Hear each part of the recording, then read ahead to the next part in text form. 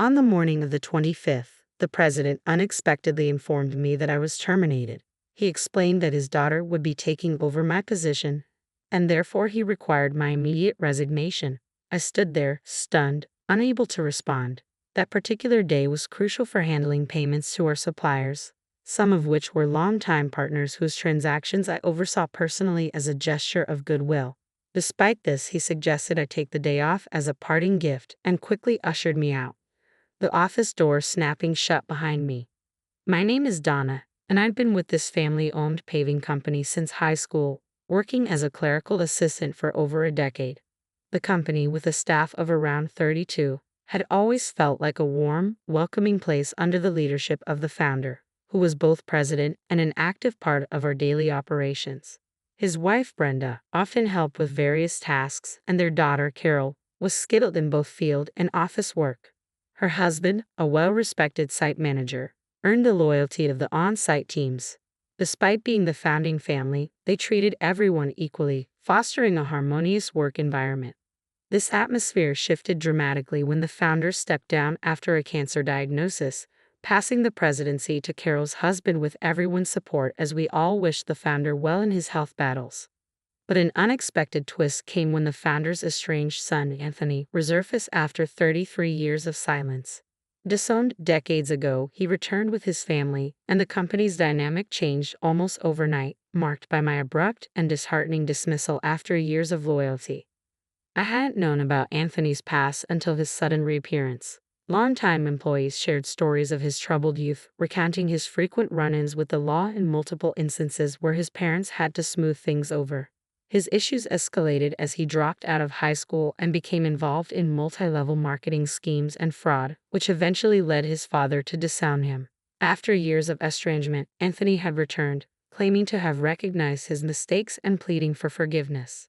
This tense reunion unfolded in our compact office layout with little space separating the clerical area from the president's office. He expressed his desire to start anew and work for the company, but given his past, it was hard to take his intentions seriously. Nevertheless, the chairman requested that we all give Anthony a chance, asking for a fresh start. Carol and the other senior employees, aware of Anthony's checkered history, struggled to embrace his return but respected the chairman's wishes. Soon after, Anthony and his family moved into an annex of the chairman's house, with Anthony joining the company and his wife helping with household responsibilities. I only saw their daughter once during a brief visit to the office. She looked like a college student. The chairman was convinced that Anthony had genuinely changed after enduring hardships, and Brenda was thrilled to have her son back, hoping it would restore unity within both the family and the company. But this optimism faded quickly. Before long, Anthony began stirring up tension, insisting that, as the eldest son, he was the rightful heir to the presidency. This bold claim soured his relationships with Carol and her husband, the site manager. Despite putting on a diligent front around his father, Anthony contributed little real work and frequently belittled the value of physical labor and those who performed it. His dismissive attitude toward the staff, whom he referred to as mere worker ants, swiftly alienated him. Several younger employees were so demoralized by his behavior that they felt compelled to approach the chairman directly, explaining they could not work under such conditions. Despite these concerns, the chairman and Brenda tried to mediate, urging patience and a broader view of the situation. Meanwhile, the chairman's health deteriorated, possibly from stress, leading to his hospitalization 5 months ago. During this vulnerable period, Anthony unilaterally declared himself president, ignoring the staff's preference for the original succession plan, which designated Carol's husband as the successor. Swayed by parental affection or perhaps clouded judgment, the chairman allowed this change, creating a deep rift within the company. Many employees saw this decision as biased and damaging to the company's previously positive atmosphere. With morale plummeting, Carol and her husband quietly took on the burden of keeping the company afloat. This shift in responsibility meant that many administrative tasks, once shared by Brenda, Carol, and me, fell entirely on my shoulders. I often found myself working late into the night to keep up. Meanwhile, Anthony's commitment was minimal. He spent much of his time at hostess bars, betting on horse races, and gambling. Our interactions grew particularly tense after I confronted him about misusing the company credit card for personal expenses. While I had overlooked a few questionable charges in the past, This incident was impossible to ignore. Returning the receipt to him, I said firmly, "I can't approve this expense." Anthony's response was sharp. "Why not?" I replied, "This is for your wife's corrective underwear. It's not a business expense." Anthony's face flushed with anger. "Don't challenge me. She's the president's wife. It's only natural for her to dress well. This is a valid expense." The exchange left a bitter edge to our already strained working relationship, as Anthony's disregard for boundaries and resources became more evident by the day. I was stunned by his reasoning. The expense was $8,000, a substantial amount by any standard, but his next suggestion left me speechless. "Then let's make selling corrective underwear our new business venture. We'll categorize it as inventory so it counts as an expense." He looked genuinely pleased with this idea. "We're a paving company," I managed to say. Undeterred, he continued, "So what? We'll tell clients that if they don't buy from us, we'll cancel their contracts. Everyone will buy. It's easy money. $38,000 for a set." He laughed at his own idea, but I was horrified. "That's absolutely unacceptable," I responded sharply. "It would ruin our credibility." From that moment on, I became the target of his disdain. Daily, he belittled me, and the situation became so unbearable that I often thought about quitting. But my loyalty to the chairman, who had always supported me, and my concern for my colleagues, who would undoubtedly face more hardship if I left, kept me from doing so. Besides, I couldn't afford to lose my income suddenly. I resolved to endure it, biding my time and planning to leave when I could do so responsibly. Then, unexpectedly, I was fired. As I processed this abrupt turn, I knew my sudden departure would create issues for our clients. With determination, I approached him. "I can't just leave without proper notice and a handover," I insisted. "Your daughter will struggle with the workload on her own, especially today with her supplier payments due." His face turned red with anger. "Shut up. I told you to resign because my daughter is starting today. Let the payments wait until the suppliers come to collect. There's no need to pay them up front." Shocked, I tried to reason with him. "Isn't it normal to pay for something once you buy it?" I explained, as though speaking to a child. He dismissed me with a shocking suggestion. "Then tell them we won't make the payment this time. They should give it to us for free." "That's not how business is done," I replied, astounded. "You're completely useless," he snapped.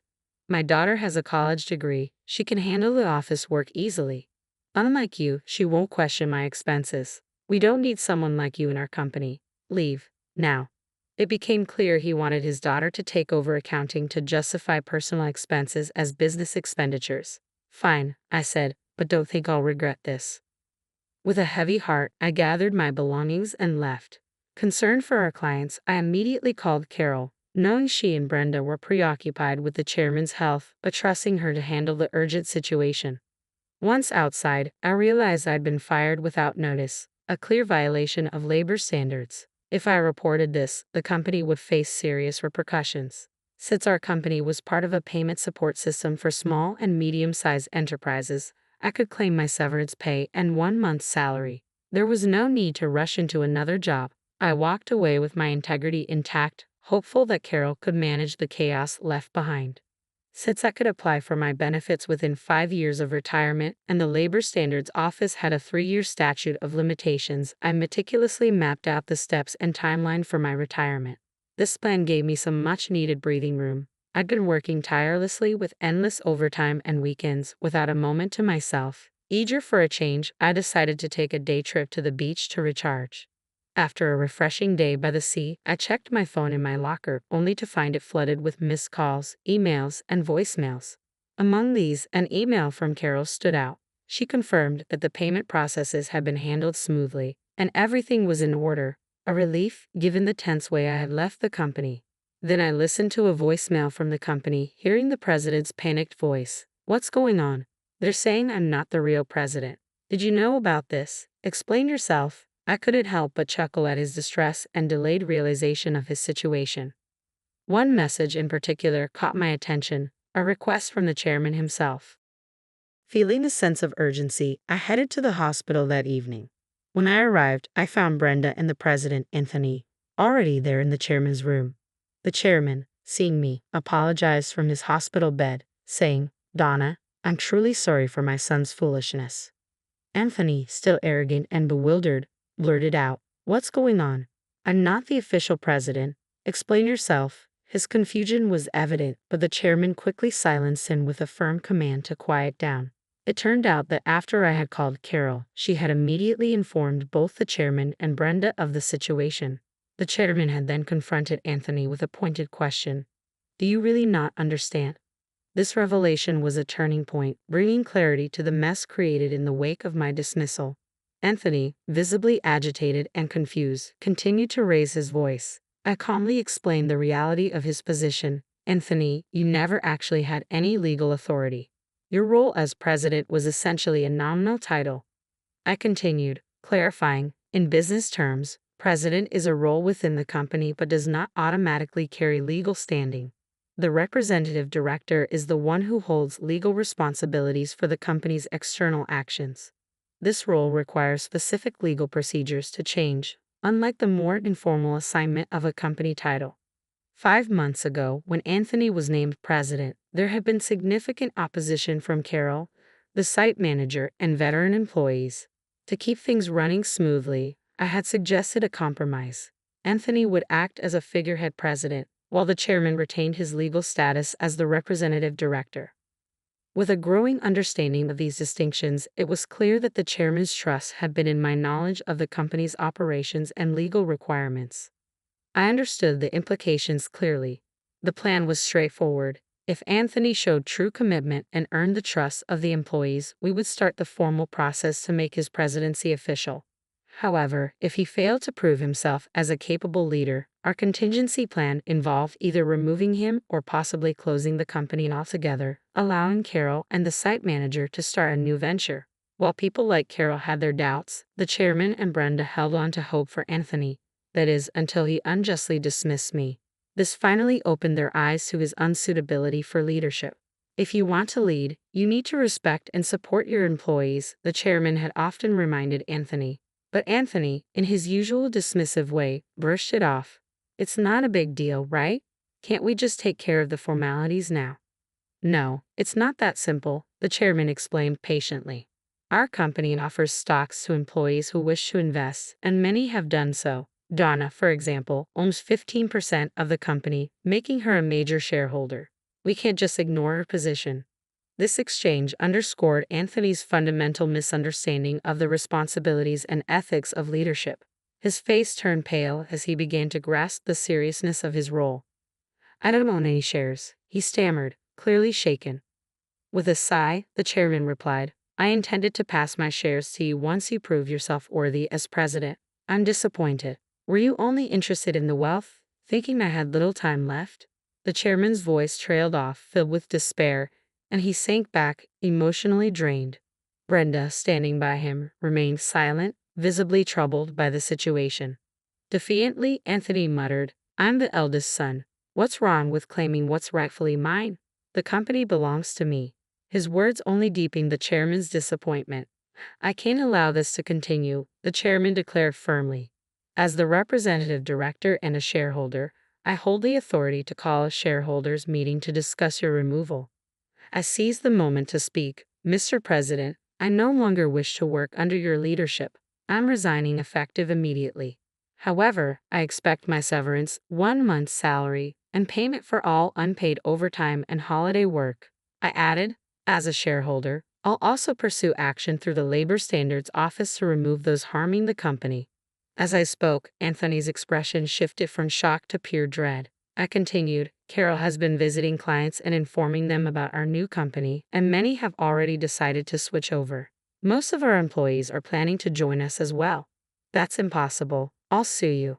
Anthony shouted, his voice breaking, but his threats were empty as the decisive actions we'd taken had already set the stage for a significant shift. The chairman, standing his ground, asserted, I am the representative director. You don't have the authority to make such decisions. Anthony collapsed, a picture of defeat. Watching him, I felt a mix of regret, disappointment, and a sense of closure. Mr. President, I said, addressing him with finality, it's unfortunate it had to end this way. If you had only tried to learn and adapt, things might have been different. But this is the result of your choices. In the aftermath, the chairman made the difficult decision to close the company, leaving Anthony without a position. Anthony's wife attempted to sell corrective undergarments, but the venture failed. They eventually faced legal trouble for their involvement in a pyramid scheme and were arrested. Carol, returning home, found boxes of unsold inventory, a sad reminder of their failed attempt. Meanwhile, their daughter found work elsewhere, though I don't know the details. I am now happily employed at the new company Carol and the site manager established. Here, I value my relationships with colleagues and the genuine supportive work environment we've created. This experience taught me the importance of ethical leadership and the invaluable strength of a workplace built on integrity and respect.